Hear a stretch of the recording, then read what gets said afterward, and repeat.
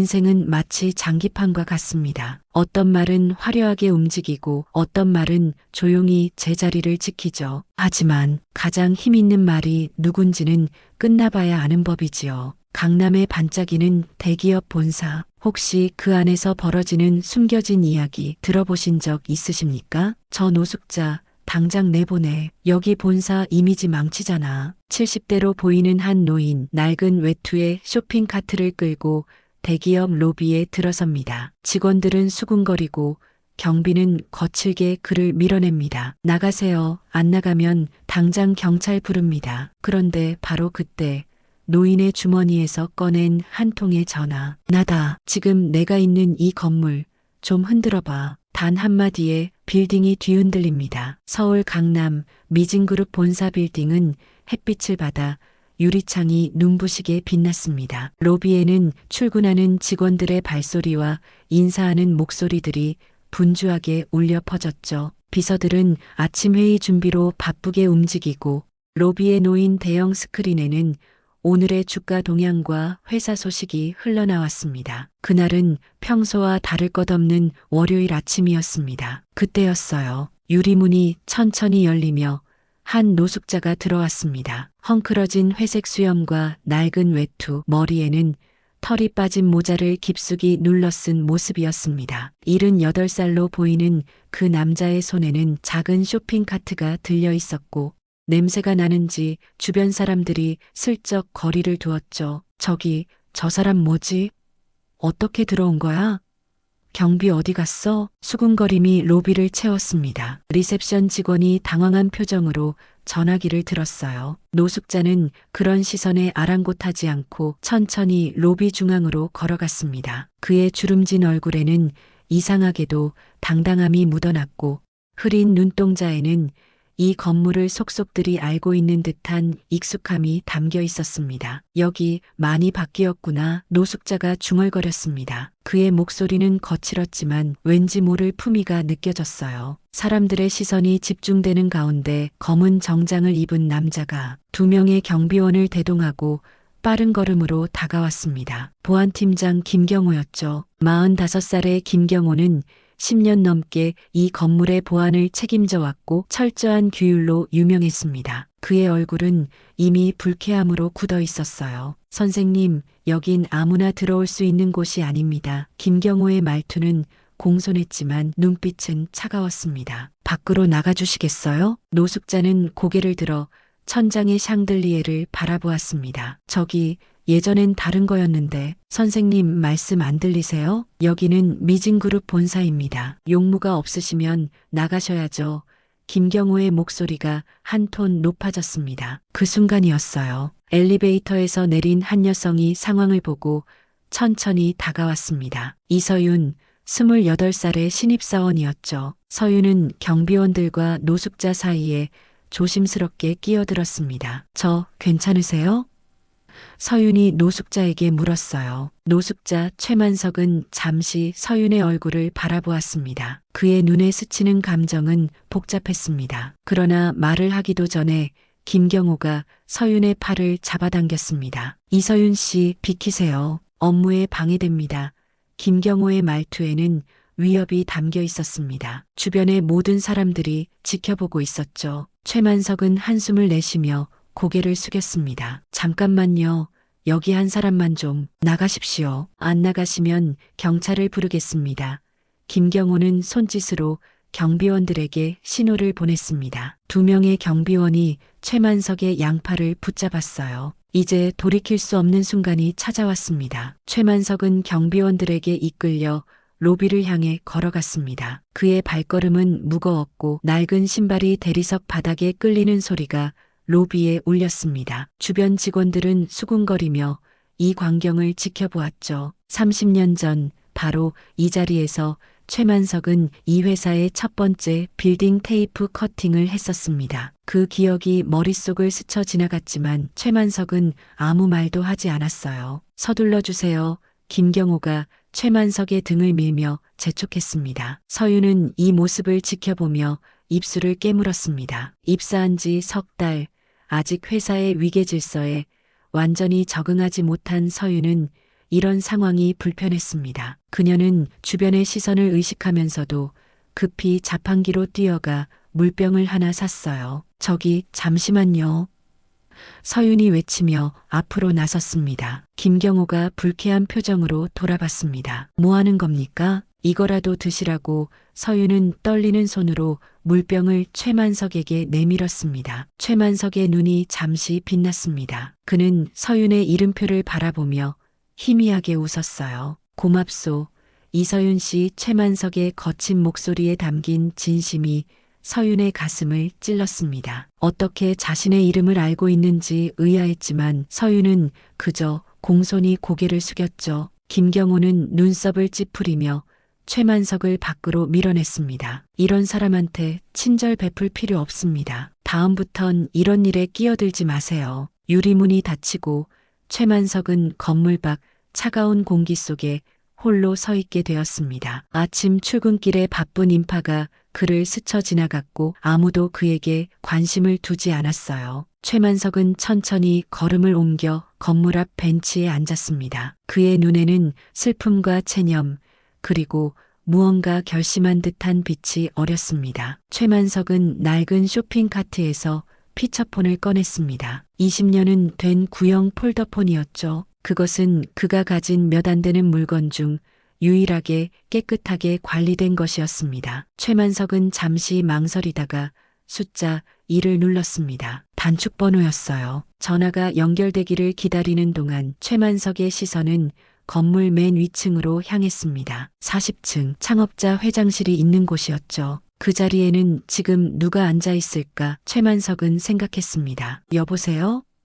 전화 너머로 나지막한 목소리가 들렸습니다. 나다. 최만석의 목소리는 갑자기 단단해졌습니다. 여기 좀 흔들어 줄 수 있겠나? 전화 너머의 사람은 잠시 침묵했고 이내 놀란 목소리로 대답했습니다. 회장님? 정말 회장님이십니까? 그래, 오랜만이구나. 정비서, 어디 계십니까? 지금 당장 모시러 가겠습니다. 최만석은 씁쓸하게 웃었습니다. 필요 없다. 그냥 내가 누군지 알려주기만 해라. 전화를 끊자 최만석의 얼굴에는 담담한 표정이 스쳤습니다. 무엇이 바뀌어도 사람의 본질은 바뀌지 않는다는 듯한 눈빛이었습니다. 그 순간 건물 내부에서는 엄청난 소동이 벌어지고 있었습니다. 40층 임원실에서 시작된 긴장감이 전화 한 통으로 전체 건물을 뒤흔들기 시작했어요. 정비서는 땀을 흘리며 전화기를 내려놓았습니다. 그의 얼굴은 창백했습니다. 어떻게 된 거야?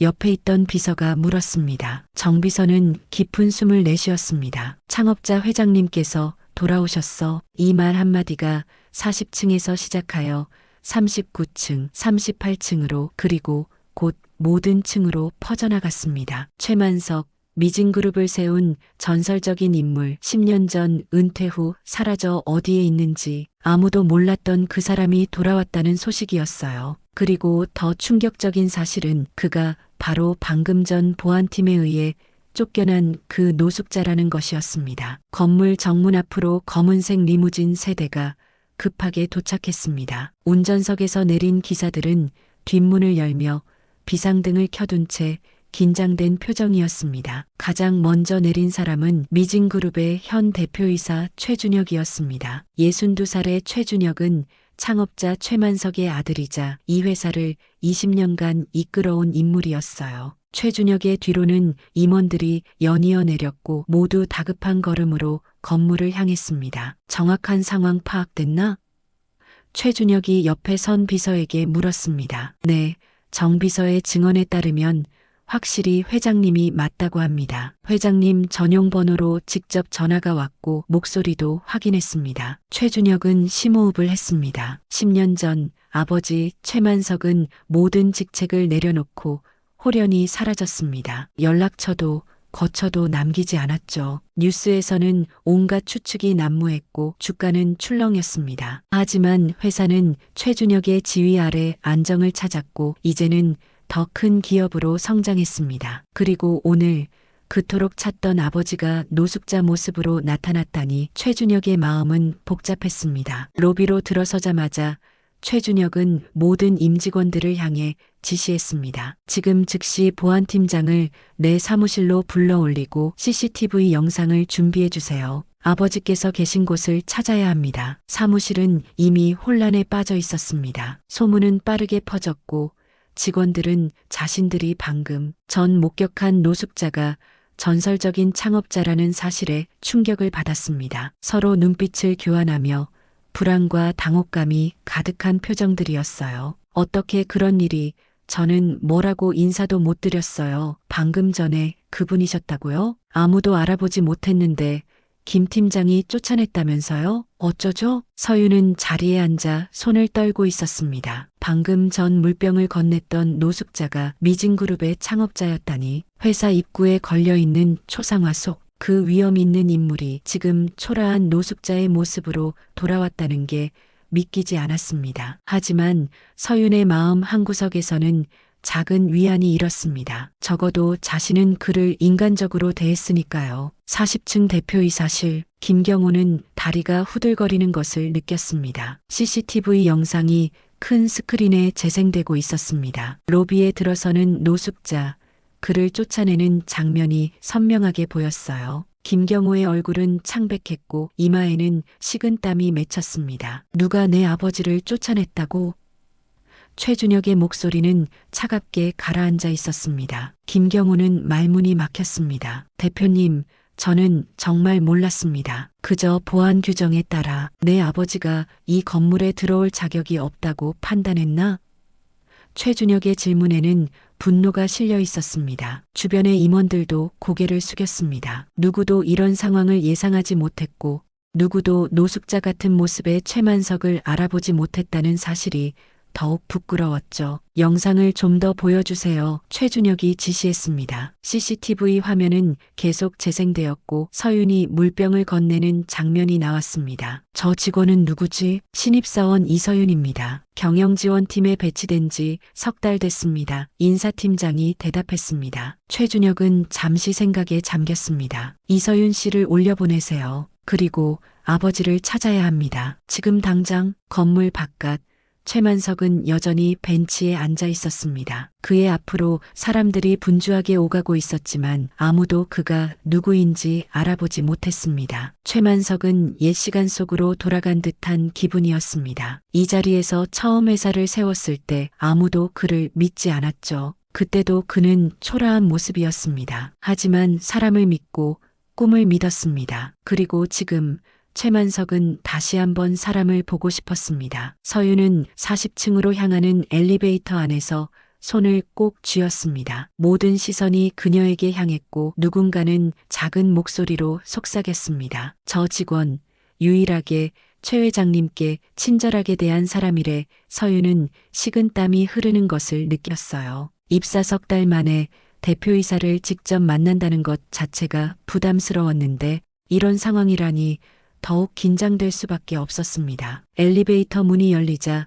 비서가 서윤을 맞이했습니다. 이서윤 씨, 이쪽으로 오세요. 비서의 목소리에는 평소와 다른 존중이 묻어 있었죠. 서윤은 두려운 마음으로 대표이사실로 걸어갔습니다. 문이 열리자 최준혁과 여러 임원들이 심각한 표정으로 앉아 있었습니다. 이서윤 씨죠?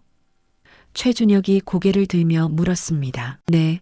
대표님. 서윤은 떨리는 목소리로 대답했어요. 최준혁은 테이블 위에 놓인 CCTV 화면을 가리켰습니다. 화면 속에는 서윤이 노숙자에게 물병을 건네는 장면이 멈춰 있었죠. 왜 그렇게 하셨나요? 서윤은 잠시 혼란스러웠습니다. 그게 무슨 의미로 물으시는 건지. 다른 사람들은 모두 외면했는데 왜 이서윤 씨만 그 노숙자에게 친절을 베풀었는지 궁금해서요. 서윤은 입술을 깨물었습니다. 진실을 말해야 할지 아니면 대표의 마음에 들만한 대답을 해야 할지 고민했어요. 하지만 곧 솔직하게 대답하기로 했습니다. 그냥 그분이 목마르실 것 같아서요. 사람이 사람에게 할 수 있는 가장 기본적인 예의라고 생각했습니다. 방 안에 침묵이 흘렀습니다. 최준혁의 표정이 복잡하게 변했고 주변의 임원들도 서로 눈길을 교환했어요. 서윤은 자신이 뭔가 잘못 말했나 불안해졌습니다. 마침내 최준혁이 입을 열었습니다. 그 노숙자는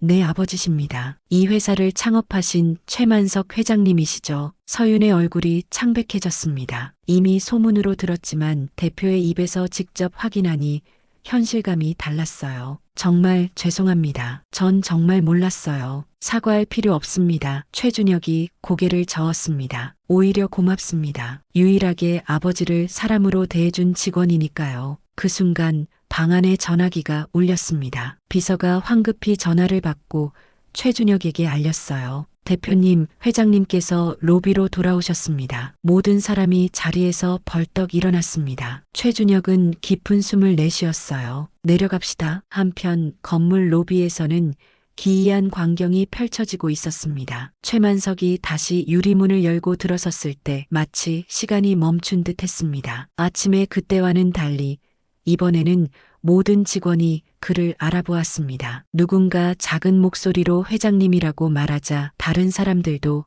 하나둘 고개를 숙였습니다. 최만석은 여전히 낡은 외투와 헝클어진 수염 그리고 오래된 모자를 쓴 모습이었습니다. 하지만 그의 걸음걸이는 달라졌습니다. 더 이상 움츠러들지 않고 당당하게 앞을 바라보며 걸었죠. 로비의 직원들은 자연스럽게 길을 열어주었고 모두 경의를 표했습니다. 저기 아까 그 노숙자가 정말 최만석 회장님이래. 어떻게 아무도 알아보지 못했지? 10년 만에 돌아오셨다는데. 수군거림이 로비를 채웠습니다. 최만석은 아랑곳하지 않고 계속 걸었고 그때 엘리베이터 문이 열렸습니다. 최준혁을 비롯한 임원들과 서윤이 나타났죠. 아버지와 아들의 시선이 마주쳤습니다. 최준혁의 눈에 눈물이 맺혔습니다. 아버지, 최만석은 아들을 바라보았습니다. 10년의 세월이 흘렀지만 그의 눈빛은 여전히 날카로웠습니다. 준혁아, 로비에 있던 모든 사람이 숨을 죽였습니다. 창업자의 귀환,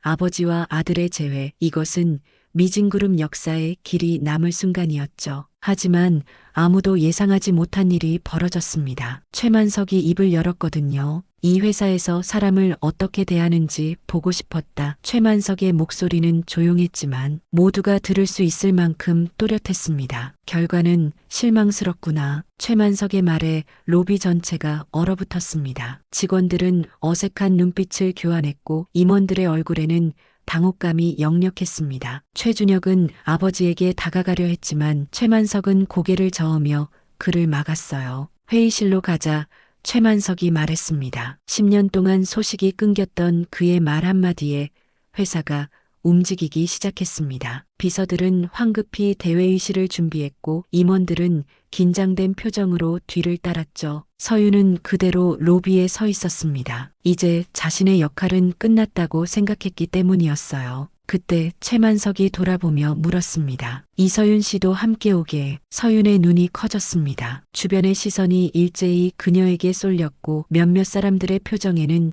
질투가 묻어났어요. 서윤은 떨리는 다리로 최만석을 따라 엘리베이터에 올랐습니다. 40층 대회의실, 창을 통해 서울 전경이 내려다 보이는 이곳은 미진그룹의 심장부와도 같은 곳이었습니다. 최만석은 회의실 끝자리에 앉았고 자연스럽게 모든 사람의 시선이 그에게 집중되었죠. 10년의 세월이 지났지만 그의 존재감은 여전히 압도적이었습니다. 이 자리에 있는 사람 중 몇 명이나 오늘 아침 나를 알아봤지? 최만석이 물었습니다. 아무도 대답하지 못했어요. 단 한 명도 없었다. 심지어 내 눈앞에서 내가 쫓겨나는 것을 보고도. 최준혁은 고개를 숙였습니다. 아버지, 저희가 정말 죄송합니다. 하지만 10년 동안 소식도 없으셨고 내가 묻는 건 그게 아니야. 최만석이 손을 들어 아들의 말을 끊었습니다. 나는 사람이 궁금했다. 내가 만든 이 회사에서 사람을 어떻게 대하는지, 특히 힘없고 초라해 보이는 사람을 어떻게 대하는지. 회의실에 무거운 침묵이 내려앉았습니다. 최만석은 천천히 자리에서 일어나 창가로 걸어갔어요. 그의 실루엣이 서울의 고층 빌딩들을 배경으로 선명하게 드러났습니다. 내가 이 회사를 세울 때 사람이 가장 중요하다고 생각했다. 최만석의 목소리가 회의실에 울렸습니다. 기술은 변하고 시장은 변하지만 사람의 마음은 변하지 않는다고 믿었어. 하지만 오늘 내가 본 건. 최만석이 돌아서자 그의 눈에는 깊은 실망감이 담겨 있었습니다. 이 회사는 이제 껍데기만 크고 속은 비어버렸구나. 김경호가 뒤쪽에서 불안한 표정으로 서 있었습니다. 최만석의 시선이 김경호에게 향했고 방 안의 모든 사람이 숨을 죽였어요. 당신이 보안팀장인가? 최만석이 물었습니다. 김경호는 떨리는 목소리로 대답했습니다. 네, 회장님, 정말 죄송합니다. 제가 몰랐던 것은 내가 누군지 알았다면 어땠을까? 최만석의 질문은 날카로웠습니다. 창업자라는 걸 알았다면 다르게 대했을까? 김경호는 말문이 막혔습니다. 어떤 대답도 자신을 구원하지 못할 것이라는 것을 알았기 때문이었죠. 최만석은 고개를 저었어요. 당신이 틀린 건 나를 몰라봤다는 게 아니라 사람을 사람으로 보지 않았다는 거요. 김경호의 얼굴이 창백해졌습니다. 그는 천천히 자신의 사원증을 내려놓았어요. 사직서를 제출하겠습니다. 최만석은 김경호를 바라보았습니다. 그의 눈에는 분노보다는 슬픔이 더 컸습니다. 자기 성찰이 있다면 사람은 언제든 바뀔 수 있어. 당신이 이 일을 교훈 삼아 더 나은 사람이 되길 바라요. 김경호는 깊이 고개를 숙였고 조용히 회의실을 나갔습니다. 남은 사람들 사이에 긴장감이 감돌았어요. 최만석은 이번에는 서윤을 바라보았습니다. 이서윤 씨 회사에 얼마나 다녔지? 최만석이 물었습니다. 서윤은 긴장한 목소리로 대답했습니다. 3달 됐습니다. 회장님. 그런데도 유일하게 노숙자에게 친절을 베풀 수 있었던 이유가 뭐요? 서윤은 잠시 생각했습니다. 솔직하게 말해야 한다는 것을 알았어요. 저는 그저 사람이 사람에게 해야 할 일을 했을 뿐입니다. 제가 다니던 대학 교수님께서 늘 말씀하셨어요. 사람의 가치는 지위가 아니라 품격에 있다고. 최만석의 눈이 빛났습니다. 누구 말인지 알 것 같구나. 김영철 교수? 서윤이 놀란 표정으로 고개를 끄덕였습니다. 그는 내 오랜 친구야. 그의 가르침이 아직 살아있다니 다행이구나. 회의실에서의 만남 이후 최만석은 회사를 둘러보자고 제안했습니다. 모두가 그의 뒤를 따랐습니다. 10년 만에 돌아온 창업자를 중심으로 긴 행렬이 만들어졌어요. 최만석은 여전히 낡은 외투와 수염을 그대로 한 모습이었지만 이제 아무도 그를 노숙자로 보지 않았습니다. 모두의 눈에 그는 미진그룹의 전설적인 창업자로 비쳤죠. 층마다 내려갈 때마다 소문은 이미 퍼져 있었습니다. 직원들은 자리에서 일제히 일어났고 복도에는 숨죽인 긴장감이 흘렀습니다. 누가 지시한 것도 아닌데 모든 사람이 자연스럽게 고개를 숙였어요. 권위가 아닌 존경에서 우러나오는 태도였습니다. 최만석은 천천히 걸으며 곳곳을 살펴보았습니다. 때로는 발걸음을 멈추고 벽에 걸린 사진이나 기념품을 바라보기도 했죠. 그의 표정에는 감회가 깃들어 있었습니다. 어떤 곳에서는 미소를 지었고 어떤 곳에서는 미간을 찌푸렸어요. 이 자리에 예전에는 직원 휴게실이 있었는데 최만석이 30층의 한 사무실을 가리키며 말했습니다. 최준혁이 불편한 표정으로 대답했어요. 효율성을 위해 공간을 재배치했습니다. 아버지. 최만석은 고개를 끄덕였습니다. 회사가 커지면 자연히 변하는 것들이 있지. 하지만 바뀌지 말아야 할 것들도 있단다. 행렬은 계속해서 이동했고 20층에 도착했을 때 최만석은 발걸음을 멈췄습니다. 그곳에는 미진사회공헌팀이라는 팻말이 붙어 있었어요. 최만석의 눈이 빛났습니다. 이건 잘했구나. 최만석이 말했습니다. 그가 문을 열자 안에 있던 직원들이 놀라서 자리에서 일어났어요. 내가 늘 바랐던 부서야. 사회에 환원하는 기업이 진정한 기업이니까. 최준혁의 얼굴에 미소가 번졌습니다. 지난 10년간 아버지가 돌아올 것을 대비해 그가 특별히 신경 쓴 부분이었기 때문이었죠. 최만석은 사회공헌팀 직원들과 짧게 인사를 나누고 다시 이동했습니다. 마침내 1층 로비에 도착했을 때 이미 모든 직원이 모여 있었습니다. 출입구부터 리셉션까지 사람들이 줄지어 서 있었어요. 최만석이 걸어가자 자연스럽게 길이 열렸고 모두가 존경의 표시로 고개를 숙였습니다. 아침에 그가 쫓겨났던 바로 그 장소에서 이제는 전설적인 환대를 받고 있었죠. 서윤은 감격에 겨워 눈물을 참을 수 없었습니다. 최만석이 그녀 앞에 멈춰 섰을 때 서윤은 흐르는 눈물을 닦으며 고개를 숙였어요. 죄송합니다, 회장님. 그때는 정말 몰랐어요. 서윤의 목소리는 흐느낌으로 떨렸습니다. 최만석은 따뜻한 미소를 지었습니다. 알아볼 수 없었던 건 당연한 일이요. 중요한 건 이서윤 씨는 내가 누군지 몰라도 사람으로 대해줬다는 거요. 그 말에 주변의 직원들은 부끄러움에 고개를 더 깊이 숙였습니다. 모두가 자신을 돌아보는 순간이었죠. 지위와 외모로 사람을 판단했던 자신들의 모습이 선명하게 떠올랐으니까요. 최만석은 로비 중앙에 서서 모든 직원을 둘러보았습니다. 이 순간을 위해 그가 돌아온 것인지도 모릅니다. 노숙자 모습으로 회사를 방문한 것은 단순한 우연이 아니었습니다. 그는 자신이 세운 회사가 어떤 가치를 지키고 있는지 확인하고 싶었던 것이죠. 여러분, 내가 이 회사를 세웠을 때 가장 중요하게 생각한 것은 기술도 돈도 아니었소. 바로 사람이었습니다. 최만석의 목소리가 로비에 울려 퍼졌습니다. 사람을 귀하게 여기는 기업만이 100년을 갈 수 있소. 오늘 나는 실망도 했지만 희망도 보았습니다. 최만석은 최준혁을 바라보았습니다. 아버지와 아들의 시선이 마주쳤고 말로 표현할 수 없는 감정이 오갔습니다. 10년의 시간 동안 서로에게 하지 못했던 모든 이야기가 그 눈빛에 담겨 있었어요. 준혁아, 내가 이 회사를 잘 이끌어왔구나. 하지만 아직 가야 할 길이 멀어. 최만석의 목소리에는 엄격함과 애정이 동시에 담겨 있었습니다. 최만석은 다시 40층 회의실로 모두를 불렀습니다. 이번에는 핵심 임원들만 참석했고 서윤도 자리에 있었습니다. 창밖으로 서울의 전경이 펼쳐졌지만 어느 누구도 그 풍경에 시선을 둘 여유가 없었어요. 모든 이목은 테이블 끝에 앉은 최만석에게 집중되어 있었습니다. 최만석은 낡은 외투를 벗어 옆에 걸어두었습니다. 그가 자리를 잡고 앉자 방 안의 공기가 무거워졌어요. 수십 년간 이 회사를 일구어온 그의 권위는 노숙자의 모습으로도 조금도 흐려지지 않았습니다. 내가 오늘 이 자리에 돌아온 이유를 말해주마. 최만석이 입을 열었습니다. 단지 회사가 그리워서가 아니었소. 아내의 기일이 다가와서였습니다. 최준혁의 눈이 커졌습니다. 최만석의 아내이자 최준혁의 어머니는 15년 전에 세상을 떠났고 이 건물에는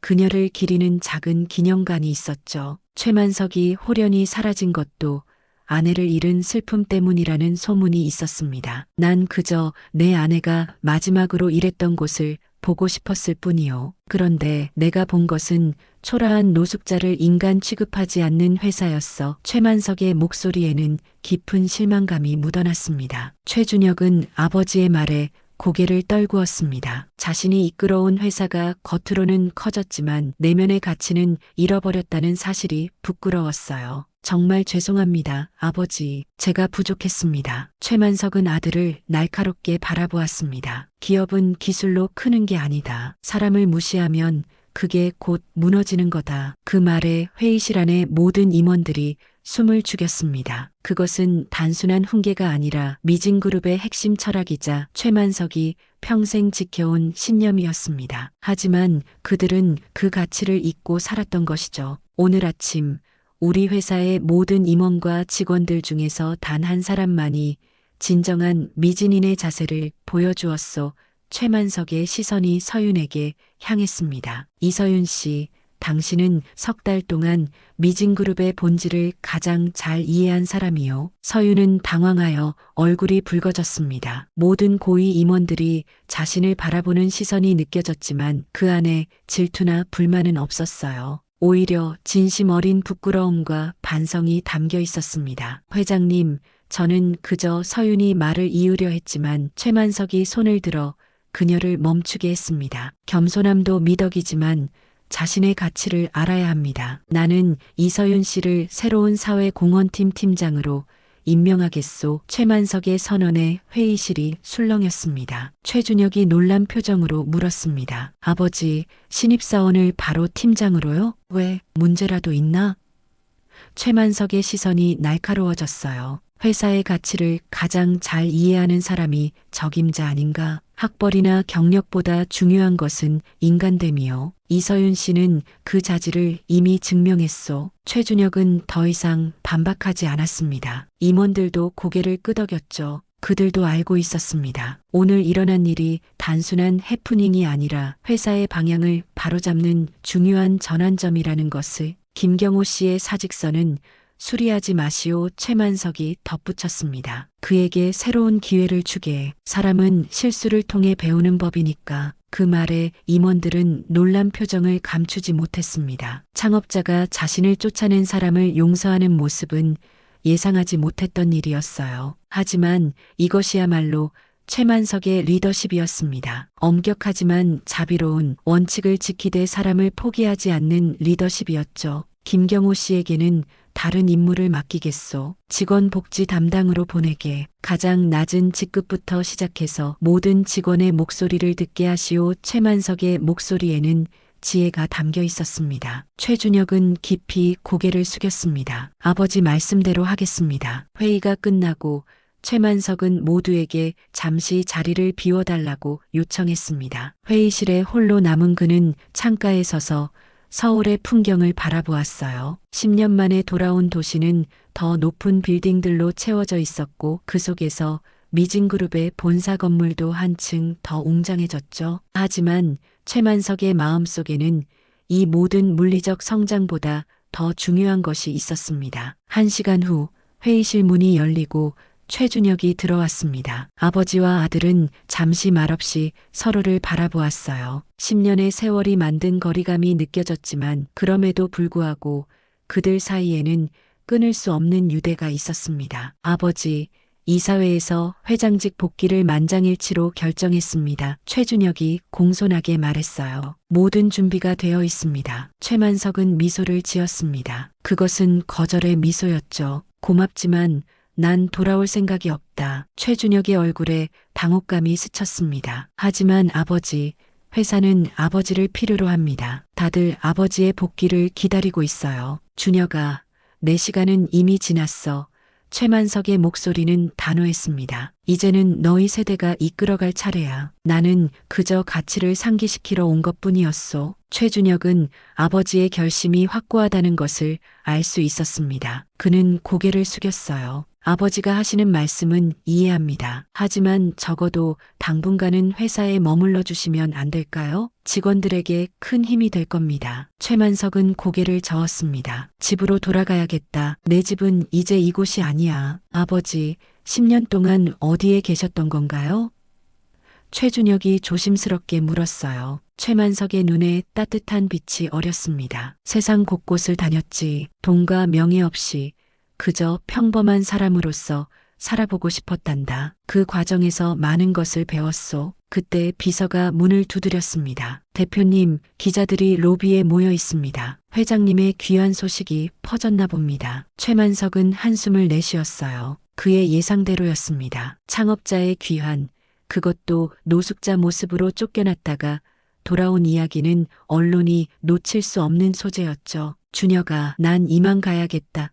최만석이 말했습니다. 하지만 기자들이 최준혁이 걱정스러운 표정으로 말을 이었어요. 최만석은 미소를 지었습니다. 걱정 마라. 내가 알아서 하마. 로비로 내려온 최만석을 향해 카메라 플래시가 빗발쳤습니다. 기자들은 쏟아지는 질문을 던졌고 10년 만에 돌아온 창업자를 한눈에 담으려는 열기로 가득했죠. 최만석은 여전히 낡은 외투를 걸친 모습이었습니다. 그는 기자들 앞에 섰지만 길게 이야기하지 않았어요. 여러분, 저는 이제 돌아갑니다. 최만석의 목소리는 조용했지만 또렷했습니다. 회장님, 왜 노숙자 모습으로 돌아오셨습니까? 회사를 다시 경영하실 계획입니까?